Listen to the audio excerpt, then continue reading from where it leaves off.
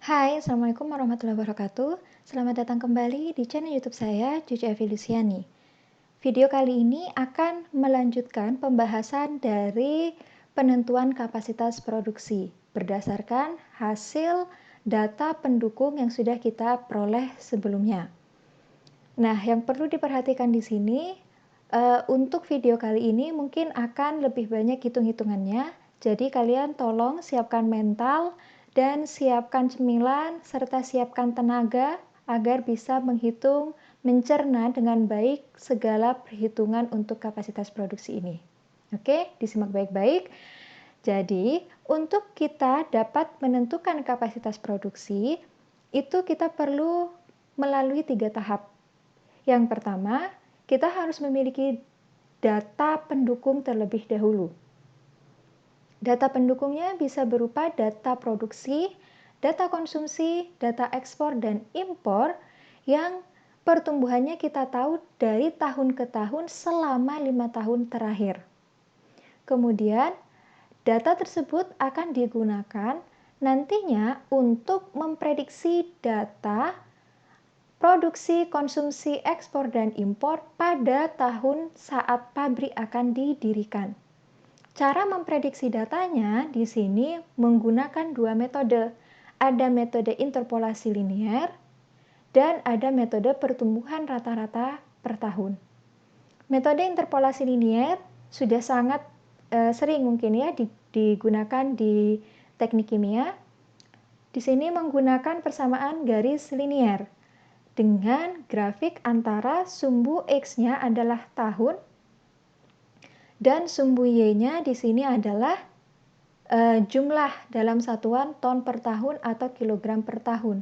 Jumlah apa? Jumlah produksi atau jumlah konsumsi atau jumlah ekspor atau jumlah impor. Tergantung data yang akan kalian lihat, akan kalian cari data produksikah atau data konsumsikah atau data eksporkah atau data imporkah yang akan kalian prediksi datanya. Dengan cara M saat tahun yang dicari itu sama dengan Y. Ya. Dari persamaan garis linear yang kalian peroleh dari grafik ini, hubungan antara sumbu X dan sumbu Y, kalian akan mendapatkan persamaan AX plus B atau persamaan garis linear, dan kita dapat juga melihat R kuadratnya. Nah, syarat kapan interpolasi linear ini berlaku? Ketika R kuadratnya di sini lebih dari 0,9. Artinya, data yang diperoleh dari 5 tahun terakhir tadi itu mendekati persamaan linearnya, garis linear, jika dihubungkan antar data. Di mana kalau misalkan R kuadratnya kurang dari 0,9, maka cara untuk interpolasi linear di sini tidak dipergunakan. Maka kita bisa menggunakan cara yang kedua. Dan yang perlu diperhatikan di sini, untuk interpolasi linear, ketika kita mendapatkan persamaan Y sama dengan AX plus B, Y-nya di sini adalah M saat tahun yang dicari, entah itu M untuk produksi, entah itu M untuk konsumsi, atau M untuk ekspor, atau M untuk impor pada tahun saat pabrik akan didirikan. Sama dengan A dan B-nya di sini ya, slope dan intercept-nya sudah kalian peroleh dari grafik. Yang kalian masukkan itu hanya X-nya, di mana X di sini adalah tahun yang dicari. Misal, dari data yang kita peroleh dari tahun 2009 sampai 2013 misalkan. Nah, yang akan kalian cari yaitu pabrik akan didirikan pada tahun 2015. Maka tahun yang dicari di sini adalah 2015. Sehingga kalian nanti akan mendapatkan berapa M-nya. Seperti itu. M-nya di sini M untuk produksi, konsumsi, atau ekspor dan impor. Oke, itu adalah interpolasi linear. Lebih jelasnya nanti akan kita lihat di contoh soal mungkin ya. Kemudian selain interpolasi linier, kita juga bisa menggunakan cara yaitu dengan pertumbuhan rata-rata per tahun. Kita bisa melihat pertumbuhan rata-rata per tahun, sehingga nanti M yang akan dicari, entah itu data produksi, konsumsi, ekspor, atau impor, pada tahun pabrik yang akan didirikan, itu sama dengan M tahun terakhir. Dari data yang kita peroleh, ya, data pendukung yang 5 tahun terakhir itu, kali 1 plus I pangkat A. Nah, hati-hati di sini I-nya itu adalah pertumbuhan rata-rata per tahun, yang biasanya itu juga dicari dengan rumus sigma persen P per N. Sigma persen P di sini adalah persen pertumbuhan per tahun, N-nya di sini adalah jumlah data persen P-nya berapa. Artinya I di sini adalah rata-rata pertumbuhan. Jadi rata-rata itu average ya, average dari pertumbuhan data 5 tahun terakhir tersebut. Kemudian A di sini adalah selisih tahun. Tahun kapan? Di sini tahun yang dicari terhadap tahun terakhir dari data pendukung. Oke. Dianggap mengerti dulu, nanti kita akan bahas lebih lanjut dan lebih jelas di contoh soal. Gitu ya. Setelah tahap 2 prediksi data itu selesai, kita sudah tahu M saat produksi, M untuk konsumsi, M untuk ekspor, dan M untuk impor pada tahun saat pabrik akan didirikan. Kita akan menghitung peluang kapasitas di tahap ketiga. Ya, peluang kapasitas di sini kita bisa menghitung dengan sistem seperti ini. Jadi misal saya memiliki sistem di sini peluang kapasitas, yang masuk atau inputnya itu adalah produksi karena kita hasilkan, dan juga yang masuk ke dalam sistem itu adalah impor karena impor kan mendatangkan. Jadi kita memiliki input berupa produksi dan impor. Kemudian outputnya di sini adalah konsumsi dan ekspor, di mana simbol untuk produksi itu ada MP, MI untuk impor, MK untuk konsumsi, ME untuk ekspor. Dan untuk pabrik baru yang akan kita dirikan, itu saya beri simbol M baru. Karena kita menghasilkan produk, berarti itu masuk di bagian produksi. Ya, sehingga jika sistem ini kita anggap steady state, artinya akumulasi sama dengan 0, maka input akan sama dengan output. Berarti apa?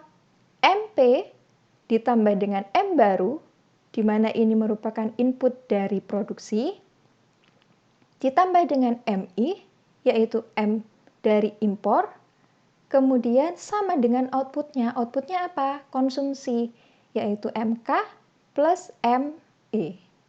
Kalau kita susun ulang, agar M baru di sini menjadi di sisi kiri, ya, kemudian yang di sisi kanan berarti M baru sama dengan MK plus ME dikurangi MI plus MP. Karena MP dan MI-nya di sini ada di sebelah kiri. Oke? Sudah mulai bingung? Oke, kalau sudah mulai bingung, kita lanjutkan kebingungan itu agar lebih jelas. Langsung saja kita masuk ke contoh soal. Di sini, misalkan sorbitol ya, merupakan gula pengganti yang dapat digunakan dalam makanan diet, permen, obat batuk, dan permen karet bebas gula. Sorbitol juga banyak dikembangkan penggunaannya di bidang medis dan kosmetik. Berdasarkan data dari Kementerian Perindustrian tahun 2012, data produksi, konsumsi, ekspor, dan impor dari sorbitol pada tahun 2004 sampai 2008 dapat dilihat pada tabel berikut.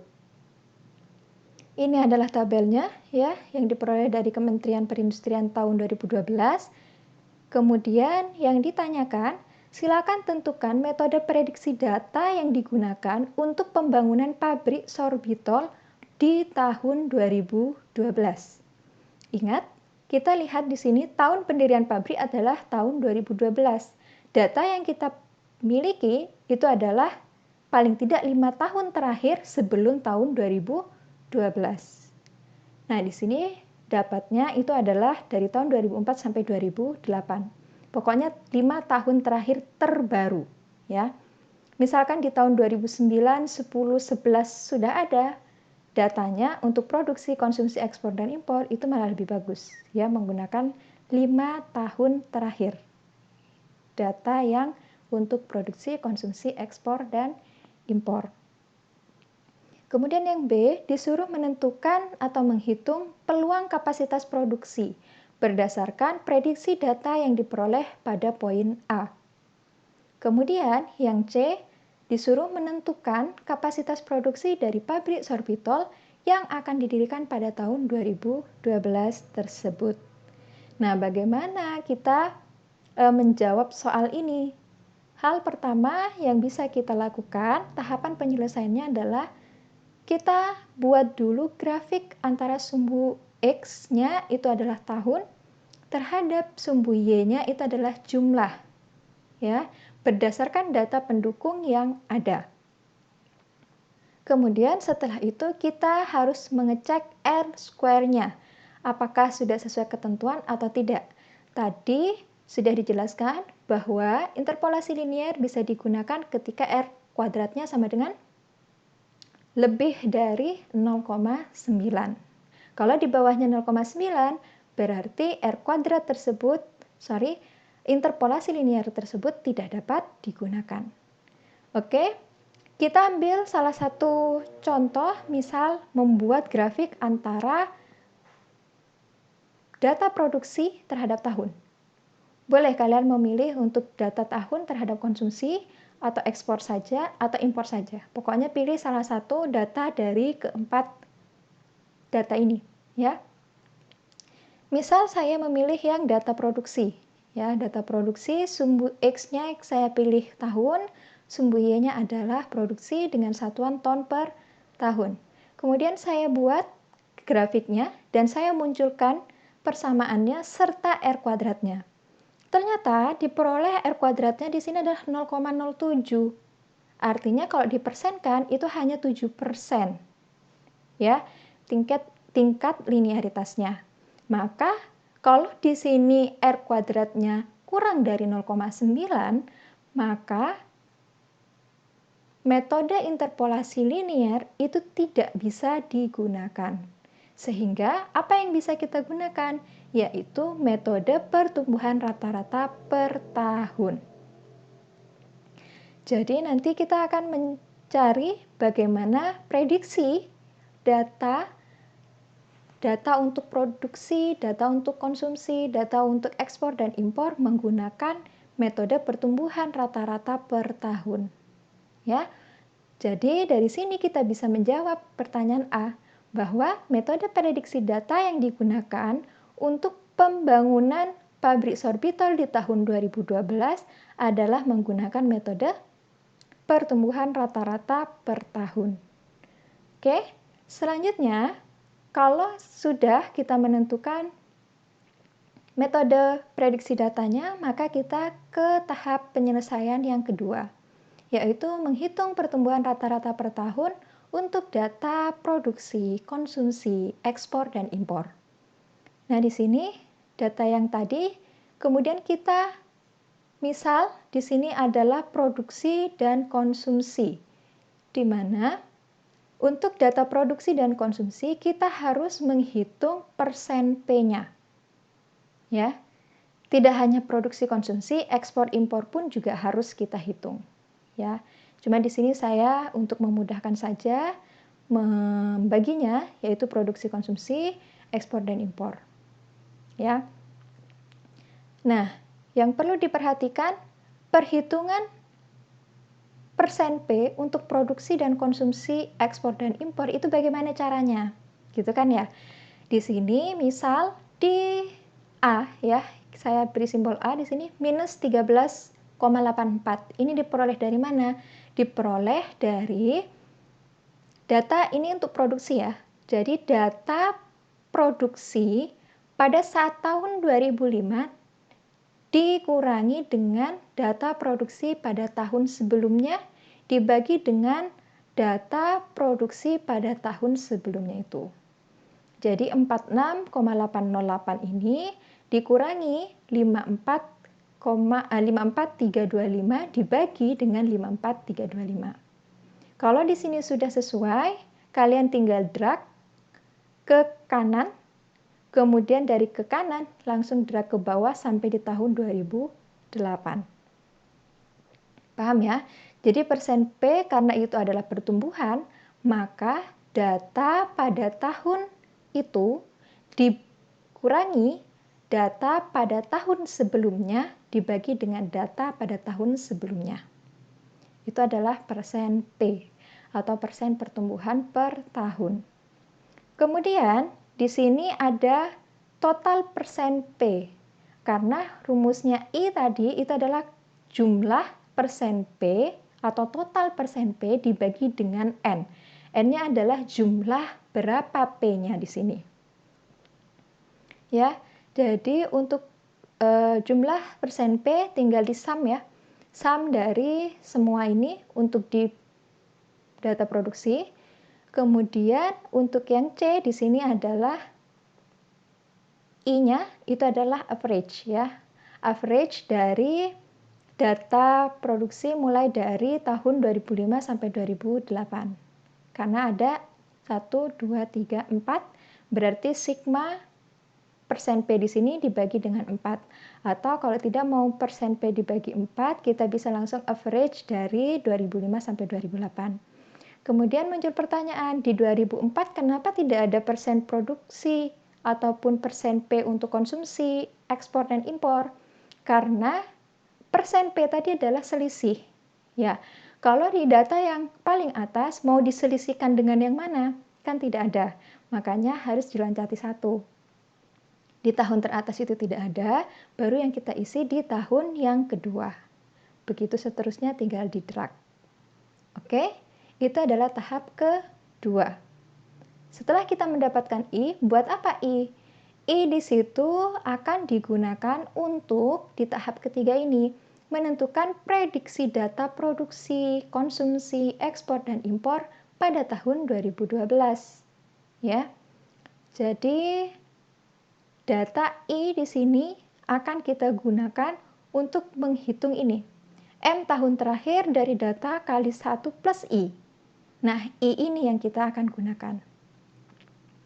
Bagaimana caranya? Kita bagi, karena yang akan kita prediksi di sini ada 4 data, yaitu data produksi atau MP, kemudian data konsumsi atau MK, kemudian data ekspor atau ME, dan data impor atau MI pada tahun 2012. Nah, saya lebih suka di sini menggunakan simbol MP 2012. Artinya apa? Prediksi M masa yang akan diperoleh dari data produksi pada tahun 2012. Sama dengan MP pada saat tahun terakhir dari data. Tahun terakhir dari datanya yang terbaru kapan? 2004, 2005, 2006, 2007, atau 2008? Tahun terakhirnya itu adalah 2008. Jadi MP 2008 kali 1 plus IP. IP di sini artinya kita melihat I pada persen P di produksi. Ya. Jadi di sini IP adalah I pada persen P di data produksi. Kemudian pangkat 2012 dikurangi 2008. Artinya di sini tahun saat kita yang akan cari dikurangi dengan tahun data terakhir yang kita miliki. Di sini berarti MP 2008 berapa? P ya, jadi produksi yang kita lihat berarti 5230,22 ini kali 1 plus. IP-nya itu berapa? IP-nya di sini adalah 10,55%. Jadi 0,1055. Ya. Pangkat 2012 dikurangi 2008. Begitu pula untuk konsumsi, ya. Konsumsi di sini berarti MK pada tahun 2012 sama dengan MK pada tahun 2008 kali 1 plus IK pangkat 2012 minus 2008. Yang berbeda, data yang kita gunakan itu adalah khusus untuk data konsumsi. Jadi di sini MK 2008 kita lihat ya, itu ada 1779,41 dikali dengan 1 plus IK. IK-nya kita lihat I untuk data konsumsi. Ternyata minus 4,51 atau minus 0,0451. Pangkat 2012 minus 2008. Bagaimana kalau I-nya minus? Tidak apa-apa. Ya, tetap dimasukkan minus. Karena di sini kan plus ketemu minus berarti tetap akan minus. Jadi tidak usah diabsolutkan, tetap dalam bentuk minus. Artinya kalau biasanya persen P itu adalah pertumbuhan ya, pertumbuhan tiap tahun, karena di sini minus berarti bukan pertumbuhan. Ya, berarti pengurangan tiap tahunnya. Seperti itu, jadi tetap saja ditulis minus. Oke, dan dihitung minus. Kemudian untuk yang C di sini adalah untuk data ekspor. Sama, semuanya basisnya adalah 2012 ya. Kalau kita lihat di sini tahunnya tahun 2012 karena prediksinya yang kita ingin cari itu adalah untuk tahun 2012 berdasarkan data terakhir di tahun 2008. ME pada saat 2008 di sini adalah 112.459,71 dikali 1 plus IE. IE-nya kalian lihat I saat diekspor. Ketemu 0,0273. Pangkat 2012 minus 2008. Begitu pula untuk yang D. D di sini adalah untuk impor. Ya, jadi MI saat 2008 yaitu 1037,17 kali 1 plus I-nya I untuk impor ya, yaitu minus 0,1770. Pangkat 2012 minus 2008. Hati-hati satuannya di sini harus disesuaikan dengan satuan yang digunakan dalam data pendukung tadi. Oke? Nah, ini kita sudah mendapatkan MP, MK, ME, MI pada tahun 2012 saat pabrik itu ingin kita dirikan. Selanjutnya apa yang dilakukan? Yang dilakukan adalah tahap 4, menghitung peluang kapasitas berdasarkan prediksi data, produksi, konsumsi, ekspor, dan impor pada tahun 2012. Jadi, kita menggunakan ini di tahun 2012 ya, yang sudah kita hitung prediksinya tadi. Jadi M baru sama dengan MK plus ME minus MP plus MI pada tahun 2012.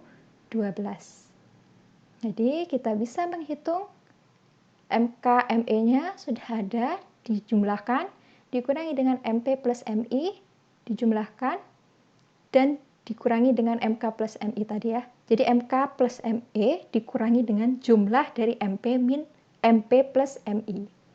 Sehingga diperoleh nilainya 51.237,42 ton per tahun. Ini masih belum kapasitas ya. Masih berupa peluang kapasitas produksi. Jadi peluang kapasitas produksi berdasarkan prediksi data itu adalah 51.237,42 ton per tahun. Kemudian tahap kelima baru kita menentukan kapasitas produksi ya dari pabrik sorbitol yang akan didirikan pada tahun 2012. Kapasitas produksi penentuannya itu ada dua. Jika pabrik itu sudah ada ya yang serupa dengan produk yang ingin kita hasilkan itu, misalkan di sini pabrik sorbitol di dalam negeri itu sudah ada, maka peluang kapasitas produksi yang bisa kita tentukan itu adalah 0,6 atau 60% dari peluang kapasitas yang sudah kita hitung di step 4. Kenapa? Karena di sini kita harapkan ketika memang sudah ada produk tersebut di dalam negeri, kita harapkan kita mampu menyuplai atau menyediakan produk untuk kebutuhan 60%-nya. Seperti itu. Kemudian selain pabrik yang sudah ada, misal di situ adalah pabrik memang adalah pabrik baru dan belum ada pabrik di dalam negeri, pabrik sorbitol yang misalkan di sini di dalam negeri, maka kapasitas produksinya itu bisa maksimal itu adalah 1,5 kali peluang kapasitas. Jadi, untuk kapasitas produksi kita bisa menghitung jika memang pabrik itu sudah ada, kita hitung 0,6 kali 51.237 ton per tahun ini. Ketemunya 30.742 ton per tahun. Nah, kita bisa bulatkan ya kapasitas ini menjadi kapasitas produksi 30.000 ton per tahun. Atau jika memang di situ pabriknya belum ada di dalam negeri, pabrik serupa belum ada, kita ingin mendirikan pabrik dengan kapasitas yang 1,5 peluang kapasitas. Nah, sekali lagi 1,5 di sini adalah kapasitas maksimum yang bisa kita dirikan untuk pabrik sorbitol tersebut. Jadi, misalkan tidak di 1,5 tidak apa-apa, disesuaikan lagi dengan modal yang kita miliki untuk mendirikan pabrik. Ya. Ternyata dari hasil perhitungan 1,5 kali 51.237,42 ton per tahun ini mendapatkan 76.856,13 ton per tahun. Kita bisa membulatkannya menjadi 80.000 ton per tahun atau 70.000 ton per tahun juga nggak apa-apa. Ya, jadi di sini tergantung dari kebijakan lagi dari pemilik modal. Oke. Kemudian misal yang saya pilih adalah yang ternyata pabrik sorbitol sudah ada di dalam negeri. Kemudian berarti kapasitas yang akan saya gunakan untuk mendirikan pabrik ini adalah di 30.000 ton per tahun. Maka tahap penyelesaian di step ke-6 di sini adalah kesimpulan. Jadi kesimpulannya, untuk yang A, metode prediksi data yang digunakan untuk pembangunan pabrik sorbitol di tahun 2012 itu adalah menggunakan metode pertumbuhan rata-rata per tahun, kemudian peluang kapasitas produksi berdasarkan prediksi data adalah sebesar 51.237,42 ton per tahun, dan kapasitas produksi dari pabrik sorbitol yang akan didirikan pada tahun 2012 adalah sebesar 30.000 ton per tahun.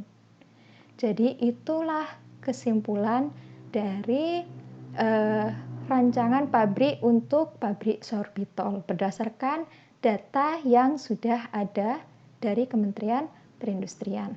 Oke, dipahami dulu, silahkan dicermati lagi pelan-pelan. Kemudian coba dipraktekkan ya dengan kasus yang sama, kalian kerjakan sendiri. Kalau misalkan ada pertanyaan, kita akan nanti diskusi lebih lanjut.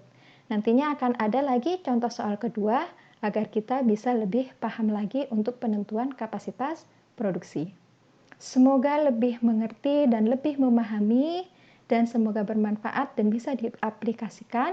Kurang lebihnya mohon maaf. Wassalamualaikum warahmatullahi wabarakatuh.